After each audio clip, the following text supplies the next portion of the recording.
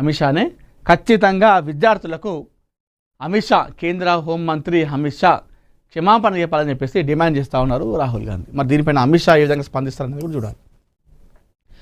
15 August తర్వాతే working ప్రెసిడెంట్లు pending మంత్రి పదవులు నామినేటెడ్ అన్నీ అప్పుడే. సర్ తర్వాతే సమీక్ష. సర్ నిర్లక్ష్యం చేస్తే ఎంతటి వారైనా మూల్యం చెల్లించాల్సిందే.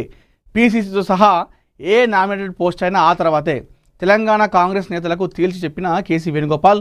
ఢిల్లీలో తెలంగాణ కాంగ్రెస్ కోఆర్డినేటర్ కమిటీ సమావేశం. CM Revanth, PCC chief Mahesh, Uttam సహా కీలక నేతలు హాజరు. పని చేయని డీసీసీలకు షాక్ అట. Very good. సార్ను ప్రతి ఒక్కరూ సీరియస్గా తీసుకోవాలని, సార్ తర్వాతనే ఎలాంటి పదవి పైన చర్చిస్తామని కాంగ్రెస్ హైకమాండ్ తేల్చి చెప్పింది. వర్కింగ్ ప్రెసిడెంట్లు, పెండింగ్ మంత్రి పదవులు, నామినేటెడ్ చైర్మన్లు, ఇతరత్ర పదవులు త్వరలో ఖాళీ కానున్న ఎమ్మెల్సీలు అన్నిటిపైన 15 ఆగస్టు తర్వాత మాట్లాడుకుందామని, సర్ పూర్తయిన తర్వాత సమీక్ష చేద్దామని సూచించారు.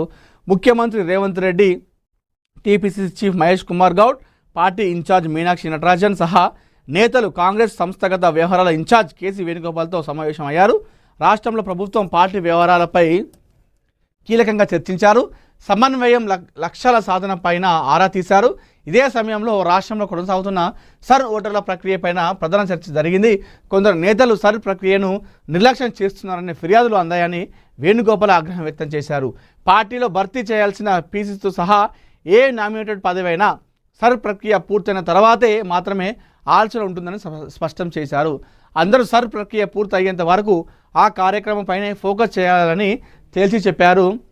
సర్పై నిర్లక్ష్యం ప్రదర్శిస్తే ప్రత్యామ్నాయ ఆలోచన. పార్టీ నేతలకు దిశానిర్దేశం. ఎవరైనా సర్ ప్రక్రియ పర్యవేక్షణ నిర్లక్ష్యం వహిస్తే ప్రత్యామ్నాయం చూడాలని కేసీ వేణుగోపాల్ నిర్దేశించారు. ఏ ఒక్క ఓటు కూడా నష్టపోకూడదని స్పష్టం చేశారు. తెలంగాణలో బూత్ స్థాయి నుంచి రాష్ట్ర స్థాయి వరకు చేపట్టిన సంస్థాగత కార్యక్రమాలు, ఎస్ఎస్సీఏ కార్యక్రమాల పురోగతిపై సమగ్రంగా సమీక్షించారు. సమీక్షలో జిల్లా కాంగ్రెస్ కమిటీ, మండల కాంగ్రెస్ కమిటీల అధ్యక్షుల పనితీరు, పార్టీ విస్తరణ కార్యక్రమాలపై చర్చ జరిగినట్లు వెల్లడించారు. పార్టీలో సమన్వయానికి సంబంధించిన అంశాలపై కూడా విస్తృతంగా చర్చించినట్లు తెలుస్తోంది.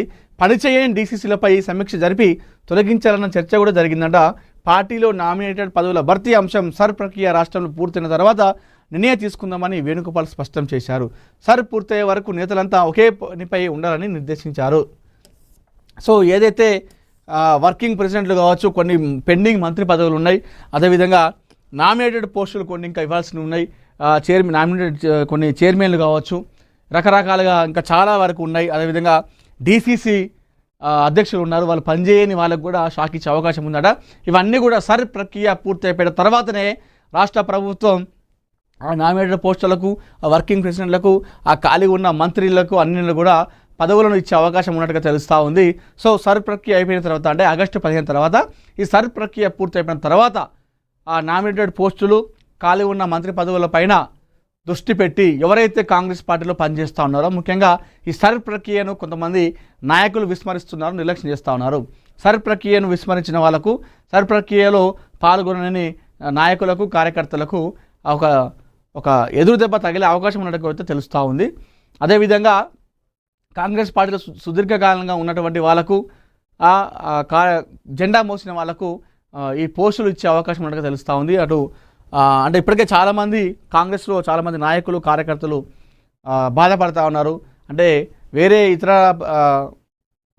పార్టీ నుండి వచ్చిన వారికి పదవులు ఇచ్చారు, మేము కట్టర్ కాంగ్రెస్ కార్యకర్తలం, కట్టర్ కాంగ్రెస్ నాయకులం, కాంగ్రెస్ జెండా మోసిన వాళ్ళం, మా మీద ఎన్నో దెబ్బలు తాకినాయి, ఎన్నో కేసులు పెట్టించుకున్నాం, కానీ మమ్మల్ని పట్టించుకోవట్లని చెప్పి చాలామంది బాధపడుతున్నారు. ఇలాంటి నేపథ్యంలో అలాంటి వారికే పదవులు ఇచ్చే అవకాశం అయితే కనిపిస్తూ ఉంది. సో ఎవరైతే గతంలో ప్రభుత్వం లేనప్పుడు ఆ 10 సంవత్సరాలు కూడా ఎవరైతే పార్టీ కోసం కష్టపడ్డారో, ఎవరైతే కేసులు పెట్టించుకున్నారో, ఎవరైతే అధికార పార్టీ పైన ఎదురుడి నిల్చున్నారో వాళ్ళకి ఈ నామినేటెడ్ పోస్టులు ఇచ్చేటువంటి అవకాశం కనిపిస్తూ ఉంది. KC Venugopal, Meenakshi Natarajan, PCC chief Mahesh Kumar Goud, దాంతో పాటుగా సీఎం రేవంత్ రెడ్డి అందరూ సమన్వయంగా కూర్చొని ఇదే విషయంపైన మాట్లాడుకున్నారు.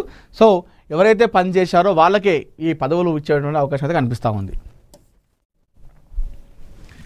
తెలంగాణలో కొలువుల జాతర 7,437 ఉద్యోగాల భర్తీకి నోటిఫికేషన్ జారీ. 4 నోటిఫికేషన్లు విడుదల చేసిన పోలీసు నియామక మండలి. Civil, AR, special police, fire, జైళ్ల శాఖలో ఉద్యోగాల భర్తీ. సో చాలామందికి పోలీస్ కావాలనేటువంటి కళ ఉంటుంది. ఆ కళను సాకారం చేసుకునే విషయంలో తెలంగాణ సర్కార్ కొలువుల జాతర అయితే పెట్టడం జరిగింది.